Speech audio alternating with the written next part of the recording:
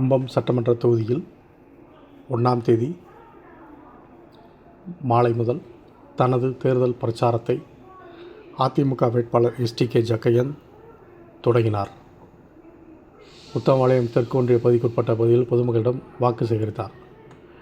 தேனி மேற்கு மாவட்டம் கம்பம் சட்டமன்ற தொகுதியில் போட்டியிடும் அதிமுக வேட்பாளர் எஸ்டிகே ஜக்கையன் தனது தேர்தல் பிரச்சாரத்தை தொடங்கினார். முதல் நாளாக உத்தமபாளையம் தெற்கு ஒன்றிய செயலாளர் கல்யாணகுமார் ஏற்பாட்டின் பேரில் கம்பம் சட்டமன்ற தொகுதிக்கு உட்பட்ட உத்தமபாளையம் தெற்கு ஒன்றியத்துக்கு உட்பட்ட அணைப்பட்டி, ராயப்பன்பட்டி, கோயிலாபுரம், வாய்க்கால்பட்டி, குருப்பம்பட்டி, அம்மாப்பட்டி உள்ளிட்ட பகுதிகளில் திறந்தவெளி வாகனத்தில் வாக்கு சேகரித்தார். ஒவ்வொரு பகுதியிலும் ஏராளமான பெண்கள் திரண்டு பூக்களை தூவியும் மலர் மாலை அணிவித்தும் வரவேற்பு அளித்தனர். அப்போது அவர் பேசுகையில், திமுக ஆட்சியில் கொலை, கொள்ளை, பாலியல் பலாத்காரங்கள் நாள்தோறும் அதிகரித்து வருகிறது. பெண்கள், குழந்தைகள் என யாருக்கும் பாதுகாப்பில்லை. விலைவாசி உயர்வு விண்ணை முட்டுகிறது. இந்த ஆட்சி எப்போது முடிவுக்கு வரும் என பொதுமக்கள் காத்திருக்கிறார்கள். இந்த ஆட்சியை வீட்டுக்கு அனுப்ப தற்போது நல்ல வாய்ப்பு கிடைத்துள்ளது.